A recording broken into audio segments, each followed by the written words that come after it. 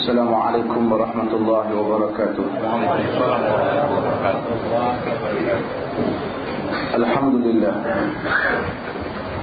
Nahmaduhu wa nasta'inuhu wa nastaghfiruh. Wa na'udzu billahi min shururi anfusina wa min sayyiati a'malina. Man yahdihillahu fala mudilla lahu wa man yudlil fala hadiya lahu. أشهد أن لا إله إلا الله وحده لا شريك له وأشهد أن محمدا عبده ورسوله أما بعد. Hadirin dan hadirat yang dimuliakan, sebelum saya membaca tajuk kita pada hari ini, saya ingin mengambil kesempatan ini untuk mengulas apa yang disiarkan oleh Berita Minggu berhubung dengan kenyataan saya mengenai zakat.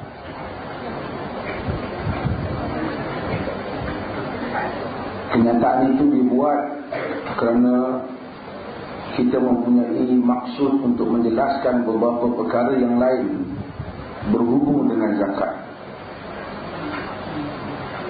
Kita agak hairan bagaimana saban tahun boleh berlakunya lebihan zakat yang begitu banyak, sedangkan masalah umat Islam yang memerlukan perbelanjaan dan peruntukan zakat tidak juga selesai.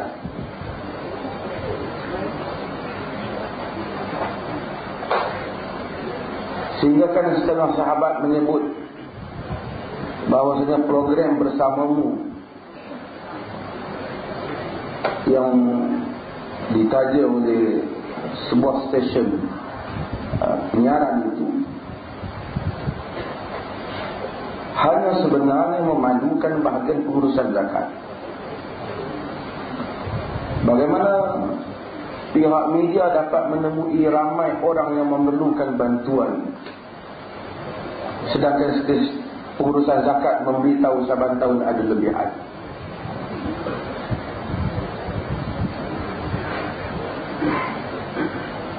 Bagaimana mungkin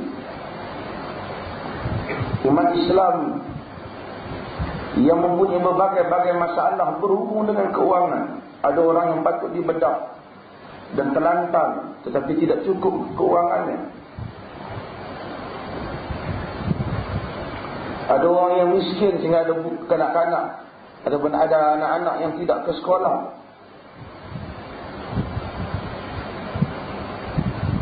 ada yang fakir sehingga rumah tempat berlindung pun sangat dhaif. Adakah wajar zakat hanya memberikan 1,000 atau 1,500 yang hanya akan menjadikan orang yang diberi itu meneruskan budaya meminta-minta? Mengapa tidak diamalkan apa yang disebut oleh Umar bin Khattab? Bahkan apa yang menjadi pegangan dan tunjuk ajar dalam mazhab Syafi'i itu sendiri, jika engkau beri kepada mereka, kayakanlah mereka. Beri bukan 100 untuk dia beli 1-2 ringgit, ataupun 102, 500 untuk dia beli makanan untuk tahan 3-4 hari. Beri pada dia sehingga dia boleh buat rumah. Beri kepada dia sehingga dia tak meminta-minta lagi. Beri kepada dia sehingga dia boleh berniaga.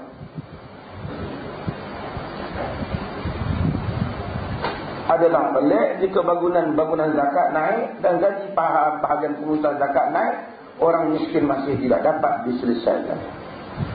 Namun saya bercakap dalam soal yang berkaitan dengan tajuk yang satu lagi, iaitu kita tahu bahawasanya umat Islam di Malaysia ini ada bidang-bidang kritikal yang gagal untuk dipenuhi oleh kita.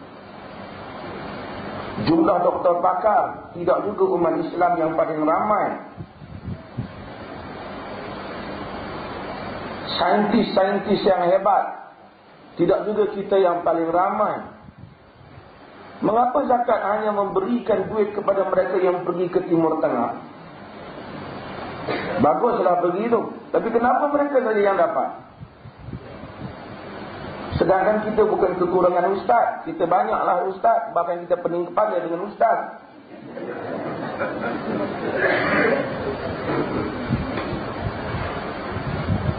Kita kekurangan Muslim saleh yang menjadi ahli teknokrat yang hebat. Kita kekurangan saintis Muslim yang beriman. Ramai orang yang nak, tapi kuota kerajaan terhad. Mengapa wang zakat lebih? Kenapa tidak diberi dan ditaja mereka? Hal ini kita bangkitkan, menunjukkan berlakunya penafsiran yang sempit terhadap agama. Apa yang dikatakan peruntukan fi sabilillah, mereka yang berjuang pada jalan Allah Subhanahu wa taala itu ditafsirkan secara sempit, diberikan kepada lebay dan ustaz sahaja, seakan-akan yang mempertahankan agama bagi daerah ini hanya golongan ustaz, sedangkan krisis kemunduran, kejatuhan dan kelemahan kita membangkitkan soal tokoh-tokoh ataupun pakar-pakar dalam banyak bidang-bidang kritikal yang diperlukan untuk membantu umat Islam. Ini salah satu tafsiran sempit yang dikekalkan oleh setengah pihak konservatif, yang menyebabkan agama itu dilihat tidak berfungsi. Dan kita mengharapkan, saya tidak tahu sejauh mana media nak membantu kita, kita mengharapkan isu ini akan memberikan kesan yang baik dan kesedaran kepada semua, seperti mana isu-isu yang kita bangkitkan sebelum daripada ini. Walaupun kita tak tengok isu masjid Cina, akhirnya ada masjid yang naik juga. Alhamdulillah, isu masjid Cina adalah isu yang jalan. Pengurusan zakat ini dia bukan urus duit orang. Abdullah bin Abdul Aziz Al-Umari, setiap hari dia tengok Harun Al-Rashid. Harun Al-Rashid ini khalifah. Dia sa'i. Kita dia sedang sa'i di Mas'ah, di tempat sa'i.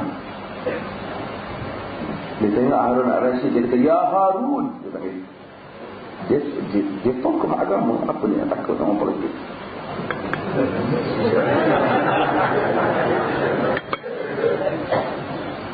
"Ya Harun," dia kata, "Irqa Safa." Naik ke bukit Safa. Ada kata qafa'an. Sudah buat. "Irmi bi tarafika ila al-bait." Lontarkan pandanganmu ke Kaabah. Qafa'an, kata Harun Rashid, "Aku telah buat." "Kamhum." Berapa ramai orang kau nampak dok kawal ke? Kena haji. Kata Harun Al-Rashid, dia khalifah. Khalifahnya hebat, tenteranya. Khalifah dunia dan masa itu. "Wa man yuhsin." Siapa yang larat nak kira kita? "Kam minan nasi misluhum." Berapa ramai orang yang macam mereka? Berapa ramai orang yang macam mereka tu? Berapa ramai lagi makhluk macam tu yang beriman? Kata Harun Al-Rashid, "Khalqun la yuhsihim illa Allah." Makhluk jumlah yang tak dapatlah siapa mengiranya melainkan Allah Subhanahu wa taala. Kata Harun Al-Rashid, kata dia, "Ayyuhar rajul, inna likulli wahidin minhum yus'alu an khasati nafsihi wa anta wahdaka tus'alu anhum kullihim. Fanzur madza satakun." Wahai Harun, semua mereka yang kau tengok ramai itu akan ditanya di akhirat kelak mengenai dirinya saja. Dan engkaulah satu-satunya orang akan ditanya mengenai mereka semua. Awasilah apa yang akan terjadi pada engkau. Dan sebahagian riwayat yang lain dia kata, kemudian aku tambah pada dia, jika satu orang menguruskan hartanya Dia disoal oleh Allah dan dihukum dengan kesilapannya. Bagaimana dengan orang yang menguruskan harta benda kaum muslimin yang ramai?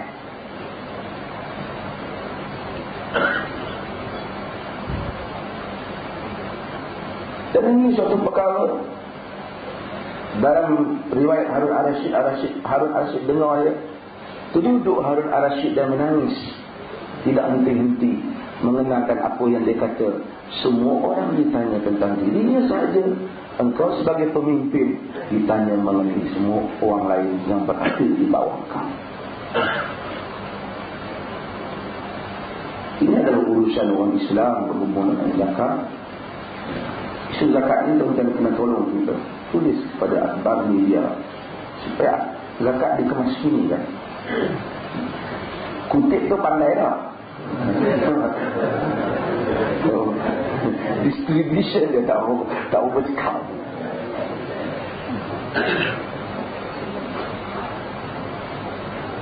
Boleh ada lebihan.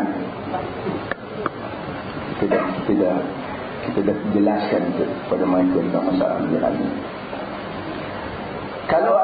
Kalau negeri kita semua dah kaya, tak heran ada lebihan. Zaman Ahmad Abdul pun ada lebihan kan. Tiap-tiap negeri kita ramai orang yang masih miskin dan susah. Setiap minggu kalau nak cari entah ramai manusia ni. Hadirin mukminin sekalian, saya tak nak masa saya baca hadis yang mana sebab An Ibn Mas'ud radhiyallahu anhu an Nabi sallallahu alaihi wasallam qala لا يدخل الجنة من كان في قلبه مثقال ذرة من كبر. فقال رجل إن الرجل يحب أن يكون ثوبه حسنا ونعله حسنا. فقال إن الله جميل يحب الجمال. الكبر بطر الحق وغمد الناس. رواه Muslim. Daripada Abdullah bin Mas'ud radhiyallahu anhu, sahabiyun jalil Abdullah bin Mas'ud. An Nabi sallallahu alaihi wasallam, daripada Nabi sallallahu alaihi wasallam. Kata Nabi, la yadkhulul jannata man kana fi qalbihi mithqal dzarratin min kibr. Tak masuk syurga orang yang ada di dalam hatinya sebesar habuk daripada ketakaburan. Hadirin mukminin sekalian, saya selalu ingatkan tuan-tuan, di dalam Al-Quran Allah Subhanahu wa ta'ala mengulangi kisah Adam dan Iblis berulang-ulang kali. Bagi sesiapa yang tidak faham maksud Al-Quran, dia mungkin menjangka itu ulangan cerita. Tetapi tidak. Bagi setiap tempat Allah Subhanahu wa ta'ala mengulangi kisah Adam dan Iblis, Al-Quran mempunyai misi yang tersendiri. Bagi setiap tempat mempunyai tujuan yang tersendiri. Pun masalah utama kehidupan di dunia ini ialah masalah yang dipamerkan dalam kisah Adam dan Iblis. Ramai orang Melayu terpengaruh dengan Israeliat lain yang dipaham tentang Adam dan Iblis. Yang dipaham telan buah khuld, kemudian jadi buah halkum, itu khurafat datang. Kemudian Iblis dululah jadi pusat. Sebab itu dalam sembahyang tangan satu tak terpusat. Khurafat dan karut dicampur dengan fiqh yang salah, semuanya sekali digaul bersama.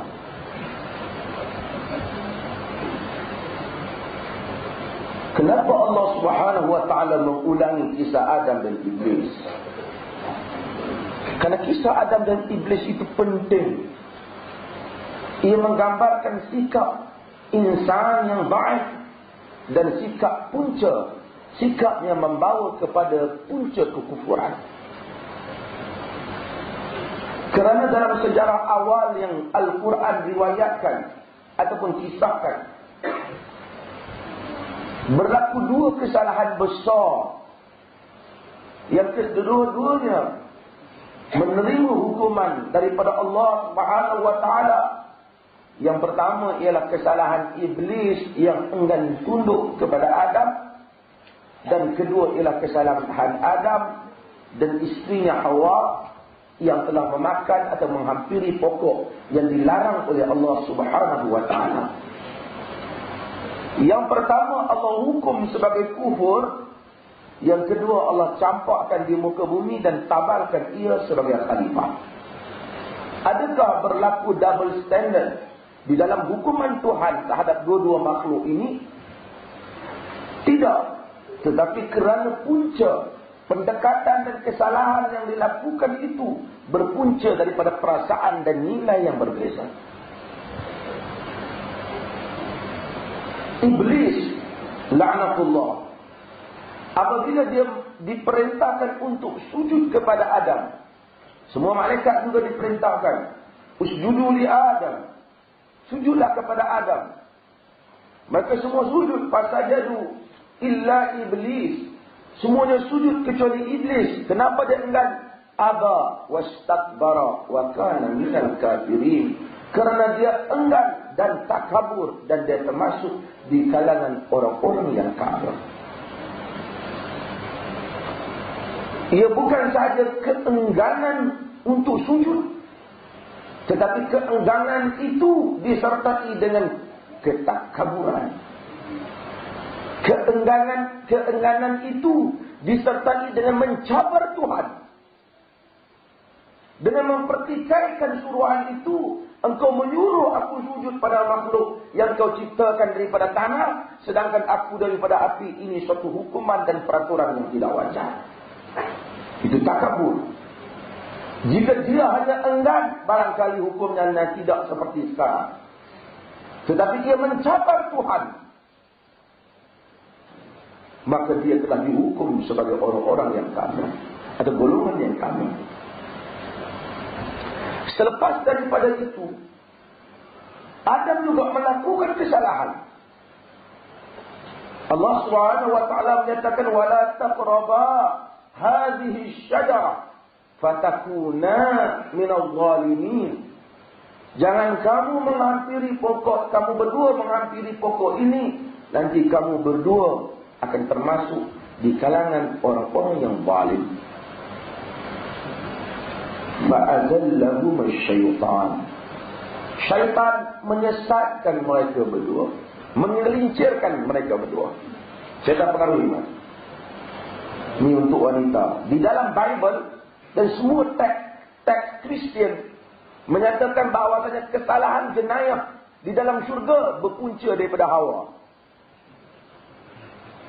Berpunca daripada isteri Adam. Dia yang mempengaruhi. Campur dengan cerita khurafat, ular menguap masuk dalam iblis, masuk dalam badan dia, masuk dalam syurga, kemudian pujuk Hawa. Maka dengan itu kata Kristian, dosa yang pertama yang ditanggung oleh lelaki disebabkan wanita. Oleh kerana itu wanita wajar dihukum sentiasa. Itu teks mereka. Sekarang mereka cakap tentang hak wanita. Tapi agama mereka menyatakan sebab itu Tuhan mengenalkan berbagai hukuman pada wanita. Kesakitan masa melahirkan anak, haid, kesakitan semasa dalam mengandung, dan semuanya adalah hukuman terhadap wanita. Islam adil. Islam tak benar. Quran kata fa'azallahum asy-syaitan. Syaitan menyelincirkan mereka berdua. Bukan seorang dia tanggung kes. Datang Mamat mana kata barat lebih adil untuk wanita. Islam lebih adil.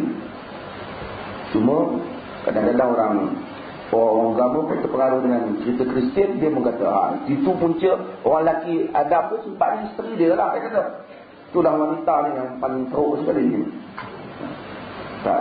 Ma'azallahum syaitan. Syaitan telah menggelincirkan kaki mereka berdua. Telah menggelincirkan. Lalu mereka makan.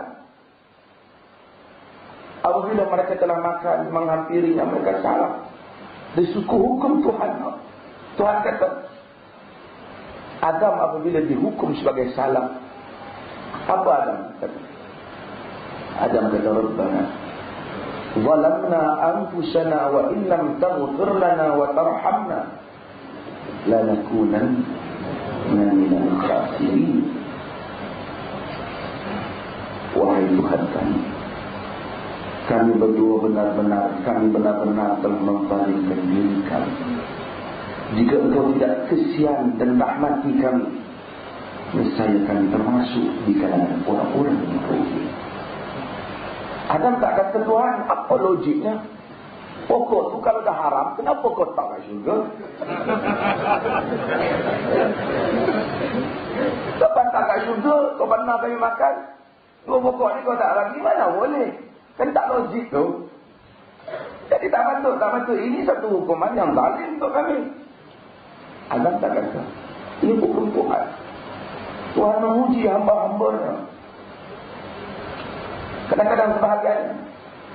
Kadang-kadang ujian itu ada hikmahnya. Pemerintah tanya saya, kenapa agama Islam, orang Islam tak boleh makan khinzir? Ini tahu khinzir, dia pun tak pandai tak makan khinzir. Kenapa tak? Kerana Allah mengharamkan. Itu pertama. Dan kemudiannya sekarang sains menjumpai fakta-fakta kesihatan dan semua itu kemudian. Tetapi kan haraman itu bukan kerana adanya fakta-fakta itu.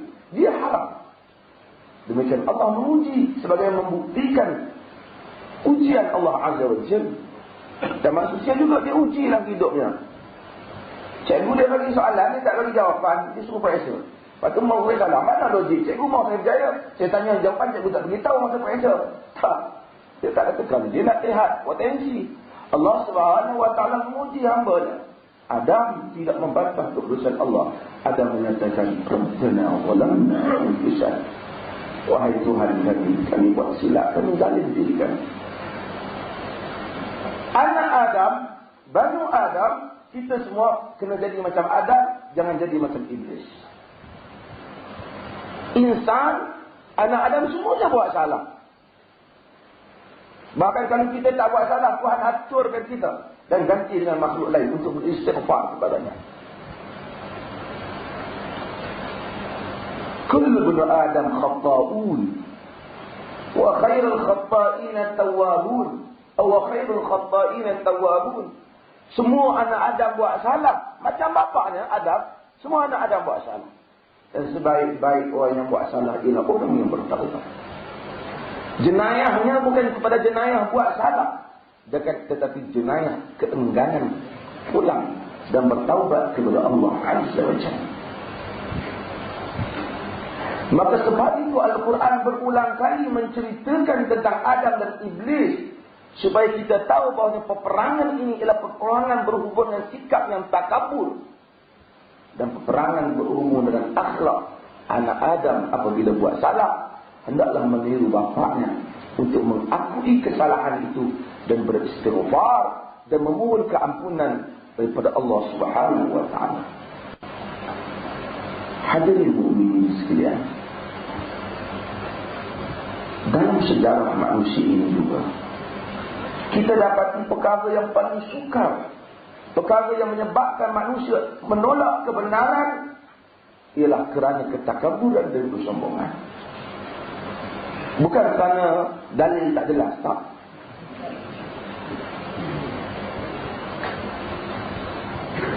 Saya tak mahu sebut nama kan, sebab nama jadi isu pula. Bila kita kata keluar, ini sebenarnya agama tak benar dan mengintip ni. Yang mana tu buka, kita punya kempen tu cegah maksiat di muka tu.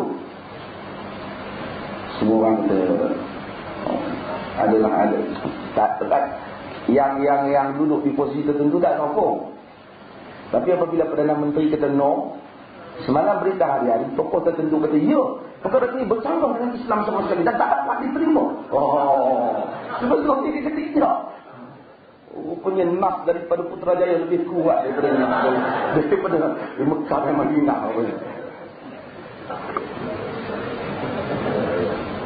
Astagfirullahaladzim.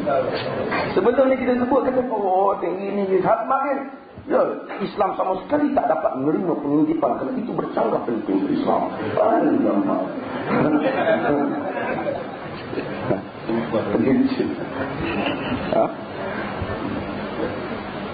Pernah menjadi kita agama ni terus tak ada pengikut orang. Saya dulu orang pelik dia kata kadang-kadang kita nak buat sunnah, memang ada orang komplain. Kita wajib kita dah yakin, kita teruskan. Jebak pun dia patah Melayu pun dia yakin. Jebak kata patah sayap bertongkatkan paruh, namun bunyi kudaki juga.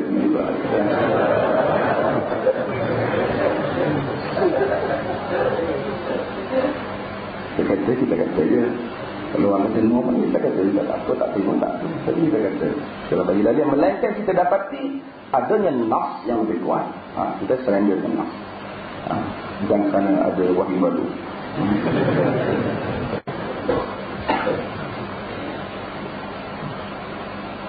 Hadirin mukminin sekalian, balik kepada sikap manusia ini dengan kebenaran. Al-Quran cerita dalam surah Syura. Apa Allah kata? Allah kata, "Syara'a lakum min ad-din ma wassa bihi Nuhan walladhi awhayna ilayka wa ma wassayna bihi Ibrahim wa Musa wa Isa an aqimu ad-din wa la tatafarraqu fihi." كبر على المشركين ما تدعوهم إليه الله يجتبي إليه من يشاء ويهدي إليه من ينيب. Tuhan kata telah disyariatkan kepada kamu agama apa yang telah dipesan kepada Nuh, apa yang dipesan kepada Nuh dan apa yang diwahyukan kepadamu. Nuh adalah Rasul yang pertama. Alul Hadis kata Rasul pertama Nuh dan Adam. Al-Quran kata apa yang dipesan pada Nuh.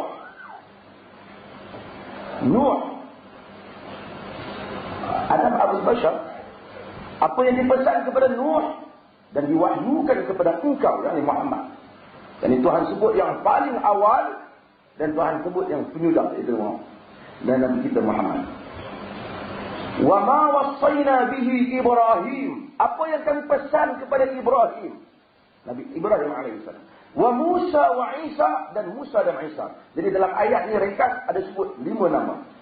Pertama Nuh, kedua Nabi kita Muhammad, kemudian dia balik Ibrahim, Musa dan Isa. Ini semua disebut sebagai ulul azm, Nabi yang paling hebat menghadapi cabaran daripada kaumnya.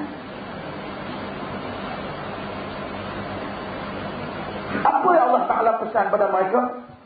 Al-aqimud dina wa la tatafarraqu fihi. Hendaklah menegakkan agama dan jangan kamu berpecah belah di mengenai agama. Tegakkan agama, jangan pecah belah. Jangan bagi banyak pandangan agama. Macam ni, pening orang ramai nanti. Susah. Nabi pun bawa benda yang sama. Tetapi kata Quran, kabura 'alal musyrikin ma tad'uuhum ilaihi, maka amat berat, amat beban bagi orang musyrikin apa yang engkau seru kepadanya wahai Muhammad. Kenapa beban? Sebab orang musyrikin kata, kalau benar pun Tuhan nak lantik Rasul, kenapa nak lantik Muhammad? Carilah yang lain. Biarlah yang agak kaya-kaya sikit. Biarlah yang agak daripada anak-anak kita ke. Walaupun bangsawan Muhammad ni pun, tapi anak yatim je.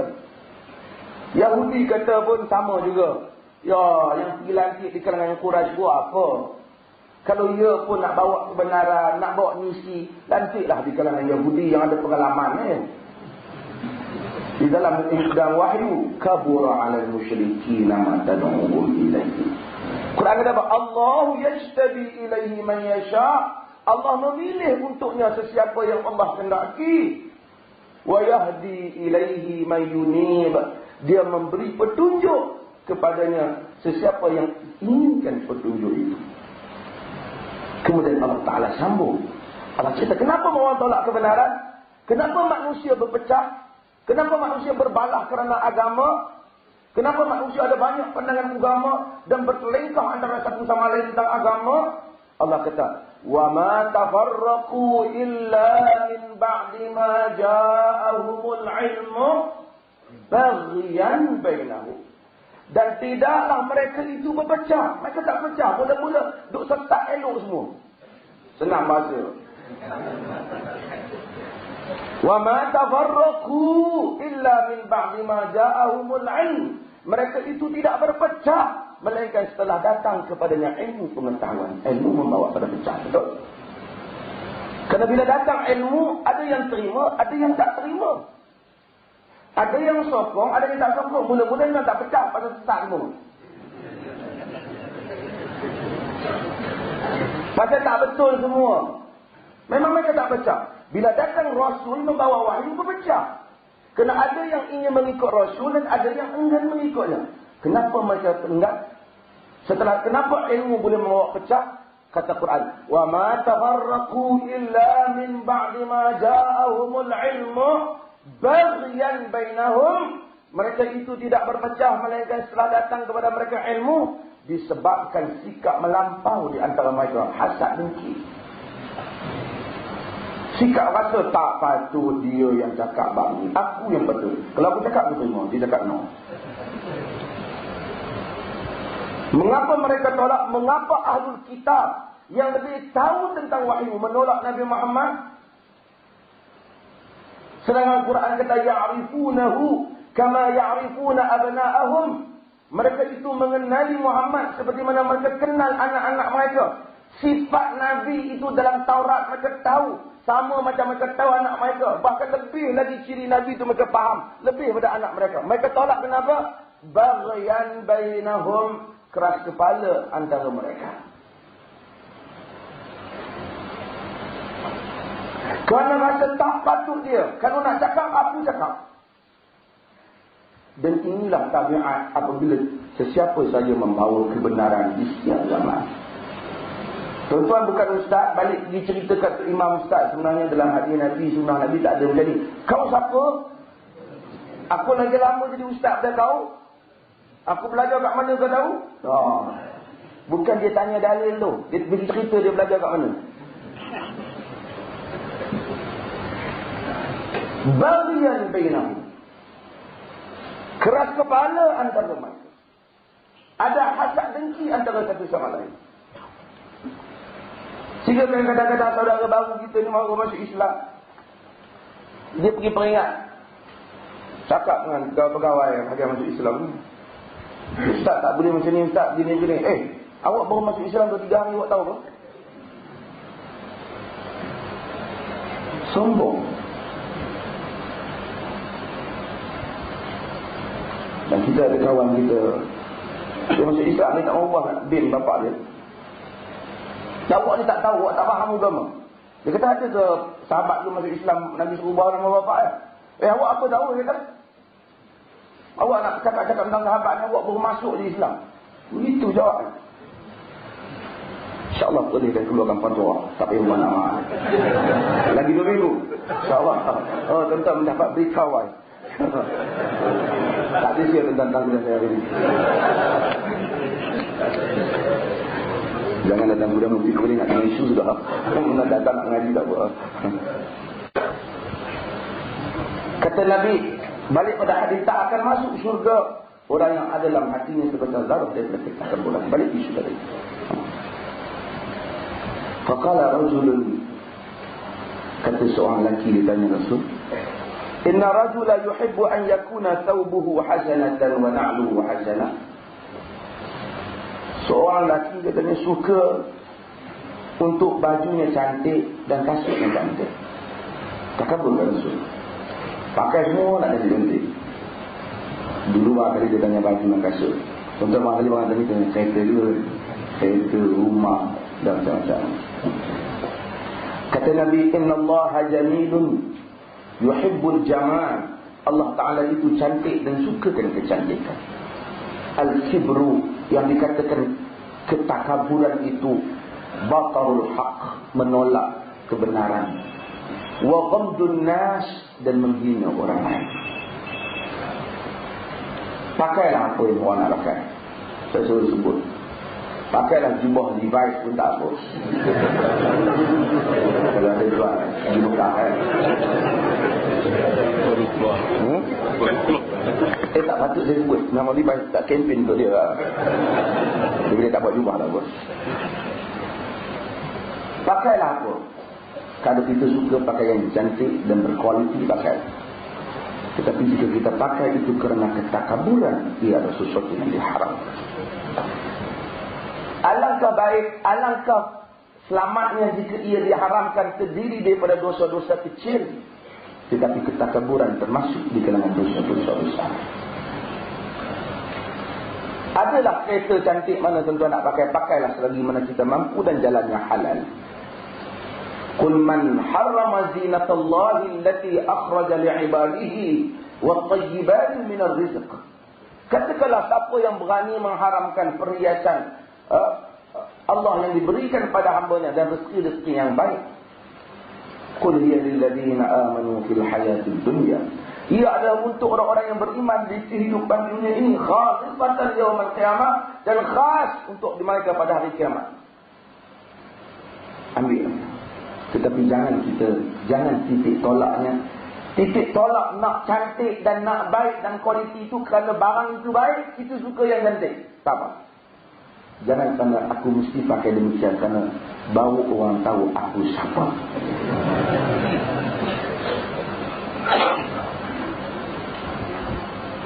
Dan ini masalah. Supaya orang tahu aku siapa, takkan aku nak kereta ni saja. Itu yang berlaku beban. Dan ia haram. Ini kenuri kenara ni. Ataupun nak buat majlis perkahwinan.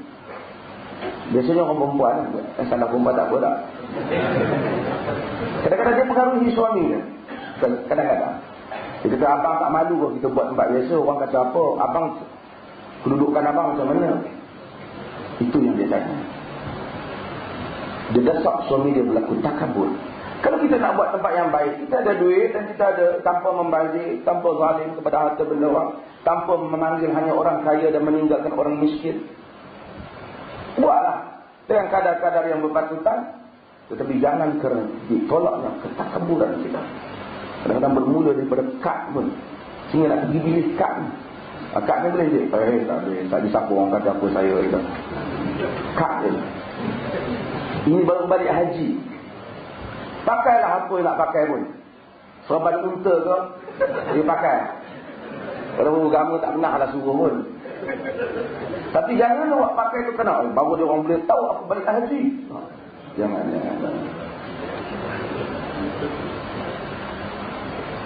Ini semua perkara yang asalnya, sebahagiannya asalnya benar. Baik, ia bertukar menjadi haram. Sebahagiannya harus bertukar menjadi haram. Buat rumah harus. Tapi bila dibuat kerana nak menunjukkan kehebatan kita, ia bertukar menjadi haram. Bukan dosa kecil, tapi tersenarai dalam dosa-dosa besar. Ini yang patut kita ingat. Anak kita pun yang ada di universiti, yang ada belajar, kita beri duit kepada dia untuk dia pakai kalau kita mampu dengan kadar yang baik. Tetapi bukan kerana kau kena pakai elok sikit, nanti apa orang kata apa, aku siapa, nanti malu aku. Banyak amal manusia ini bertitik tolak daripada perangai iblis yang awal. Kerana titik tolak yang takabur, kesombongan. Dan kesombongan ini telah membunuh ramai orang. Dan kesombongan ini menjadikan orang Melayu ke apa, mereka tak kaya mana, tak hebat mana pun, itu yang ditukar kereta 3-4 kali. Harta dia mewah. Dan orang agama pun pergi mesyuarat, fitrah tak hebat pun, tai. Sehari 3 kali mesyuarat, 3 kali tukar tai. Memang kita kata, lain buat tai lah tu. Tai banyak saya bawa ada.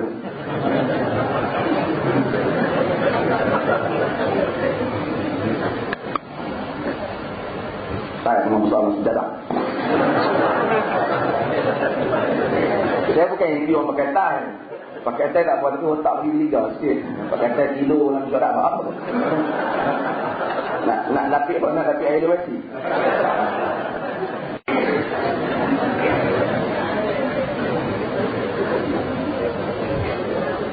Hadirin hadirat sekalian, balik kepada apa yang maka Nabi SAW sebut, takabur itu dihimpunkan dua perkara, iaitu pertama, menolak kebenaran. Walaupun dia tahu benar, dia tak nak. Kadang-kadang bukan kerana tak benar, kita dah cakap dalil bagi, oh contohnya tidak ada orang yang buat macam ni, kita terima je lah. Dia tak nak. Tak adalah semangat dia kepada semangat para ulama, para imam mazhab. Kata para imam mazhab, tengok apa Abu Yusuf kata, apa kata Muhammad Hasan Al-Shaybani bila tengok Muwatta Imam Malik. Masa dia sebut mana dia sebut Muwatta Imam Malik, bila tengok dia kata law ra'a sahibi ma ra'ait fataraja'tu an qawli kama taraja'tu.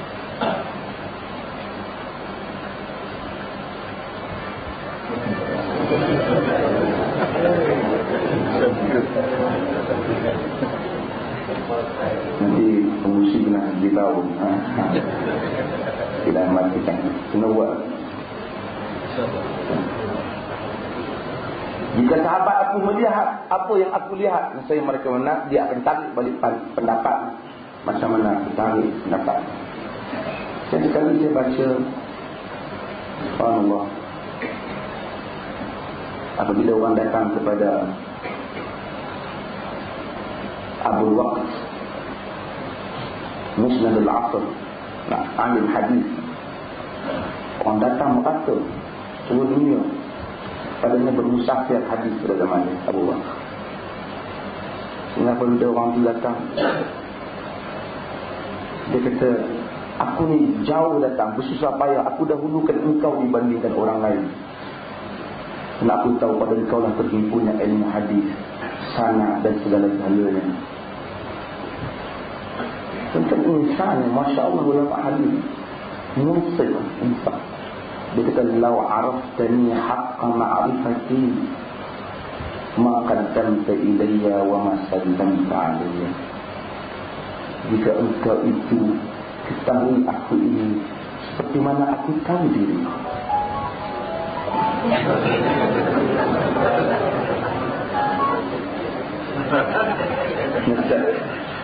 Jika engkau tahu diriku seperti mana engkau tahu diriku, aku mengetahui mengenai diriku, nescaya engkau tidak datang untuk menjumpaku dan tidak memberi salam kepada aku. Hebat kan tuan? Dia sedangkan dia hebat. Kemudian dia kata,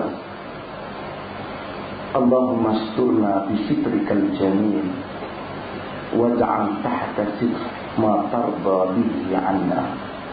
Ya Allah, tutuplah keaiban diri kami ini dengan tutupanmu yang cantik, dan jadikanlah di bawah tutupanmu itu sesuatu yang engkau redha mengenai kami. Tuan-tuan, semua orang ni dia tahu tentang hakikat dirinya. Nama ni boleh kulit je kan? Ada macam pelakon je, mufti lah, menteri besar lah, sultan lah, raja lah. Ini kunat saja dunia. Hakikatnya insan apabila balik pada Allah Ta'ala, tak ada dia panggil yang amat berhormat, sila sahibus samahah, dipersilakan untuk ditanya beberapa perkara. Jadi yang maha mulia tuanku, sila. Tak ada. Saya sebut pada tuan-tuan, dan saya sebut dalam baju perlis secara berhadapan sebagai amanah saya kepada mereka. Tidak ada satu keistimewaan untuk raja di hari akhirat, seperti mana tidak ada keistimewaan untuk yang amat berhormat, untuk besar. Kesemua mereka ditanya oleh Allah Azza wa Jalla. Tak ada juga untuk mufti. Kau mufti daerahnya orang dia tahu. Jangan nanti kau terjun dulu. Abu Bakar kata, sebab itu apabila orang datang menghadap dia, ya Allah, tutupkanlah kami dengan tutupan yang cantik. Jadikanlah di bawah lindungan dan tutupan itu sesuatu yang kau rela mengenai dia. Insan, tuan-tuan dan saya, mungkin saya lebih teruk lah tuan-tuan. Apa yang orang lihat itu nampak elok, tapi apa yang ada di sisi Allah, Allah saja yang tahu. Maka manusia yang terbaik ialah manusia yang apabila rahsianya lebih baik daripada apa yang jelas mengenai dirinya. Dia bersendirian, rahsianya di sisi Allah lebih baik daripada apa yang orang sangka tentang dia. Dia baik. Ataupun sekurang-kurangnya apa yang zahir pada orang ramai sama dengan hakikat dirinya apabila bersendirian. Yang kita tak baik. Saya menunjukkan tuan-tuan juga. Apa yang zahir nampak baik, apa yang ada di sisi Allah mungkin jauh kurang baik dibandingkan apa yang disangka oleh orang ramai. Maka dengan itu, maka agama melarang kita takabur terhadap insan lain. Kerana kita tak tahu tentang manusia ni. Dia datang menghadap kita, berjumpa kita, mungkin niatnya ikhlas. Tetapi selagi mana sesiapa membawa kebenaran, agama suruh terima kebenaran. Kerana ramai orang menolak kebenaran hanya kerana orang yang bawa. Kau siapa nak cakap benda ni? Tak. Selagi mana apa yang dia bawa itu qala Allah dan qala Rasulullah, kita kata sami'na wa ata'na kepada Allah dan Rasulnya sallallahu alaihi wasallam. Boleh tak kita qada sembahyang zuhur dan asar hanya semata-mata kerana nak menuntut ilmu?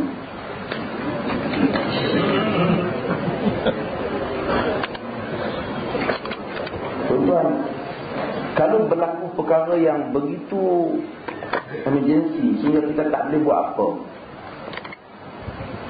umpamanya kita perlu hadir pada suatu majlis yang penting untuk masa depan umat Islam dan penduan umat Islam, perpaisaan ke apa ke, yang kita tak sempat, kita bukan qada lah, kita jamak takhir 4-4, bukan qada yang tu. Sama seperti doktor pakar bedah orang sakit, pakar bedah orang yang nak dibedahkan, dia boleh jamak takdim dan jamak takhir. Tidak ada problem. Tak ada dalam semayang hormat waktu kan. Ramai orang sudah patuh dengan hormat waktu. Saya ada orang yang pelik kan. Terus saya kata orang kata hormat waktu. Dan hormat waktu ni sah lah Ustaz. Dia kata sah kenapa kena buat balik? Kerana kita datang ni hormat waktu lagi buat semua dia. Sah kenapa buat balik? Dah sah kan? Dia kata tak sah. Kalau hormat waktu tak sah buat benda-benda tak sah. Dia meeting out.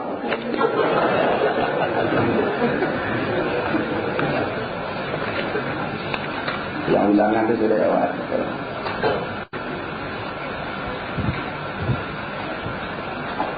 Korban tak disyaratkan 2 tahun. Bila-bila dia tahu boleh buat korban, tapi mesti pada hari-harinya. Itu pada ayam tasyrik. Adapun akikah pada hari yang 7 dia buat akikah. Namun oleh kerana jika seorang itu tak sempat, masa itu duitnya tak sempat, tak ada, berlanjutan sehingga akhir. Sehingga lagi mana dia boleh buat akikah, bila-bila dia buat akikah. Sebagian para fuqaha menyatakan dia hadkan sebelum balik. Sebagian fuqaha kata tak dia hadkan, buatlah bila-bila masa saja. Ada duit buatlah, tak rugi pun. Dia boleh tak?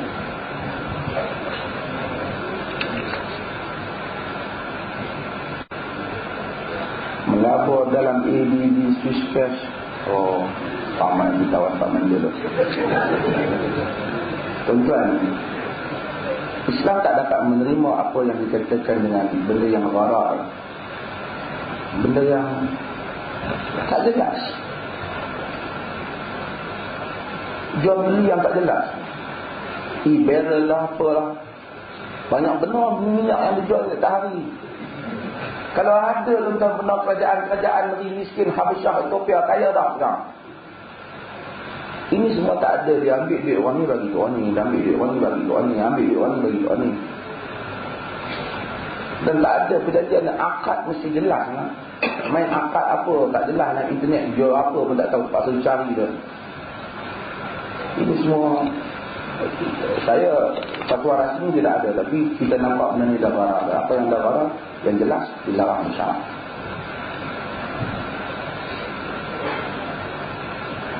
Ini isu mengintip, nak tanya buat apa, dah arah habis lah.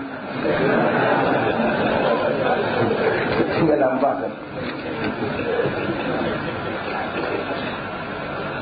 Sunat Taubah. Sunat Taubah dalam hadis yang diriwayatkan oleh Imam Tirmidzi juga.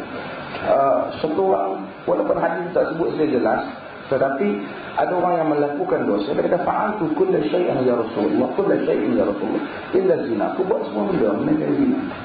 Nabi tekum fakar rakaat, insumma astaghfirullah, bangun dan semayang 2 rakaat, dan beristighfar pada Allah. Tapi tak adalah semayang sunat taubat, semayang khas, wirid khas, istighfar, tak ada. Istighfar. Kerana benda yang jahat diikuti dengan benda yang baik. Kita buat satu kesalahan, apa kita nak buat, kita salah. Minta ampun kepada Allah Ta'ala sebab kita itu. Maka dengan itu, tak adalah malam-malam sekali serentak je. Istighfar itu tak ada. Itu untuk satu promosi barangan untuk lakukan barang ustaz. Seorang berdiri jamuan jalan bagi Cina ada dulu, berdiri untuk menggaul makanan. Bisa. Satu bukan ibadat lah tuan, itu macam bola sepak kan. Selagi halal dia makan kan. Tapi tak payah orang Islam ni, kita jangan buat perkara yang nampak macam kita bodoh sudah. Kalau benda tu tak kelihatan bodoh, tak ada meragikan. Bola sepak orang ada, oh apa khabar, bagus. Malaysia boleh tak? Ada banyak yang tak boleh pun. Tapi benda yang begitu je lah kan? Islam tidaklah mengharamkan semua perkara, selagi mana ada adat yang bercandahan. Tapi kita sebut dulu ada libasul syuhrah, dilarang masyarakat. Pakaian yang menonjol diri kita lain kita pada orang lain, dilarang masyarakat.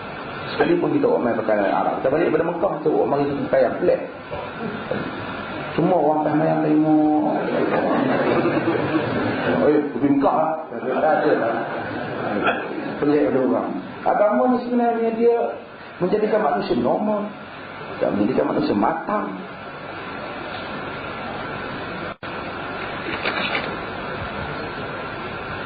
Semua isu khalwat ni dah habis. Baca artikel saya tentang khalwat. Saya telah tulis dan bentangkan dalam seminar kakak masak boleh ni. Dan saya bentangkan dan artikel tu ada. Saya minta lagi insyaAllah saya minta supaya disiap. Saya dah hantar ke majalah AI. Saya harap bukan bulan ini dia keluar sekali lagi dia keluar. Alasan-alasan kita. Contoh kalau nak tengok ayat wala tajassasu dalam suratul Hujurat, contoh pergi baca Syekh Qutb. Syekh Qutb ada menyebut taksirah yang cantik mengenai isu.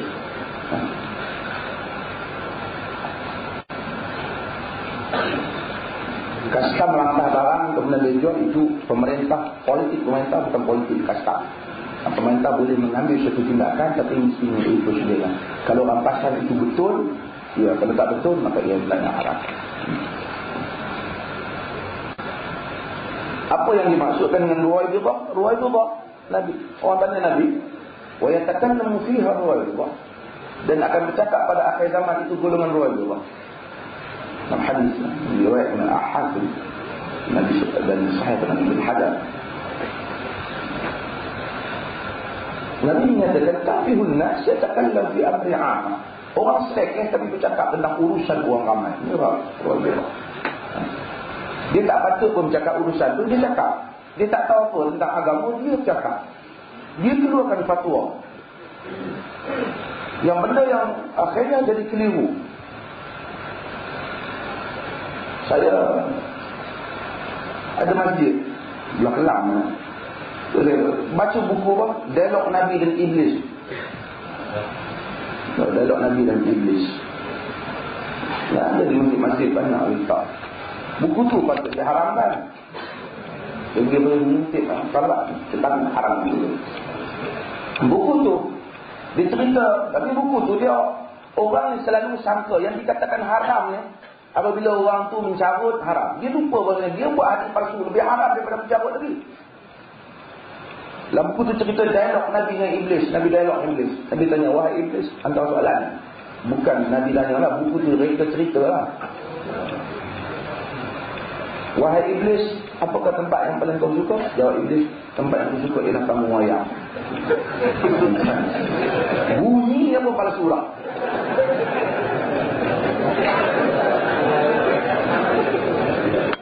Tak baik nak beritahu kamu wayang tak?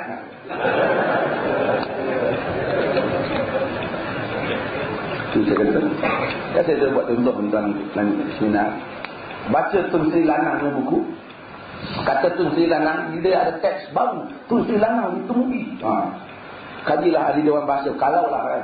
Konon. Maka Tun Sri Lanang bertikam dengan Han Jebat. Semasa bertikam hantuah bertikam dengan Jebat. Keletihanlah kedua-dua panglima itu.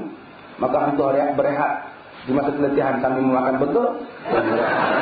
Dan Han Jebat berehat. Han Jebat dah dia dan minum apa? Sekuti kapsi. Walaupun nampak kulitannya lama, bunyi yang karut tak. Bukan kerana hantuah tak ada gagah, tak mampu makan Pepsi, ataupun berjebat tak mampu makan Pepsi, atau tak mampu makan burger. Benda tu tak ada zaman dulu. Tak bagi jadi agama lawak lah. Senario ni tak apa, raja lawak. Baca buku dialog Nabi dengan Iblis, palsu. Islam ni walaupun baik macam mana, mula palsu dia tak terima. Dan dia hukum berdosa. Itu pengkhianatan. Dalam seminar ada satu orang bangkit tanya, betul tak? Tanya Mufti Perlis, Nabi dah bersabda, umatku yang paling banyak masuk neraka adalah ahli politik dan artis.